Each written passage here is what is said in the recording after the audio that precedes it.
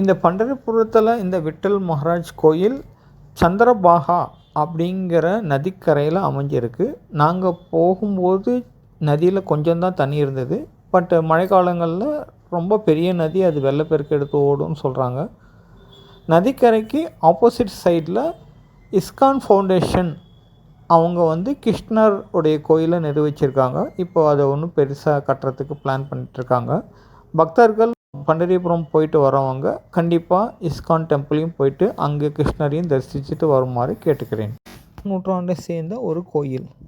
அப்போது ஒரு காலத்தில் புண்டலிக் அப்படிங்கிற ஒரு டிவோட்டி, கிருஷ்ணருடைய பக்தர், அவர் தினமும் தொழுதுட்டு இருந்திருக்காரு. அவருக்கு காட்சி தரத்துக்காக கிருஷ்ணரே நேரில் அவருக்கு கூப்பிட்றாரு, வாசல்லேருந்து கூப்பிட்றாரு, புண்டலிக் புண்டலிக்னு.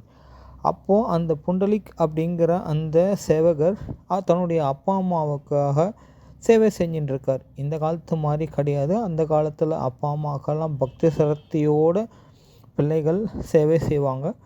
அப்படி அவங்க அப்பா அம்மாவுக்கு ஏதோ பால் கொடுக்கறதோ, உணவு கொடுக்கறதோ, இல்லை தூங்க பண்ணுறதோ, ஏதோ ஒரு சேவையில் ஈடுபட்டுருக்கார். அப்போது இந்த கிருஷ்ணர் வாசலிருந்து புண்டலிக், நான் கிருஷ்ணர் வந்திருக்கேன் அப்படின்னு கூப்பிட்றாரு.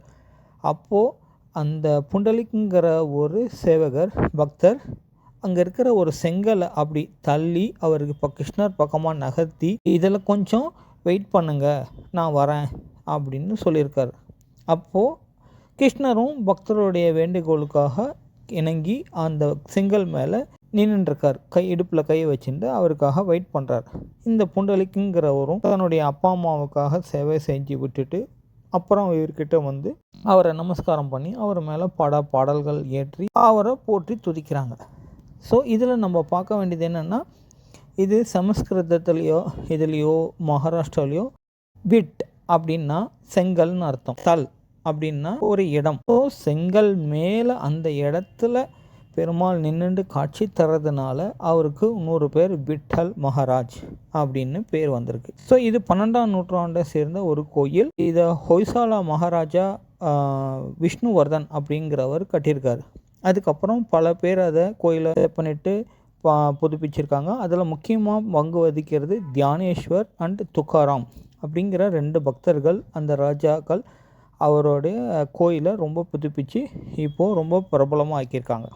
ஸோ அவங்க இப்போ இல்லை, பட் அவங்களுடைய சிலைகளும் அந்த கோயிலில் இருக்குது. இது ஏகாதசி அண்டு கார்த்திகை பௌர்ணமி அந்த நாளில் பார்க்குறது ரொம்ப ரொம்ப ரொம்ப விசேஷம்.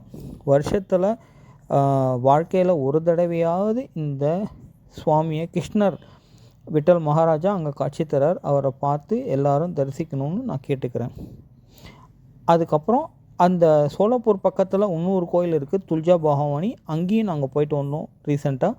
அதை பற்றி நெக்ஸ்ட் வீடியோவில் உங்களுக்கு நான் டீட்டெயிலாக சொல்கிறேன். பாய் ஃப்ரெண்ட்.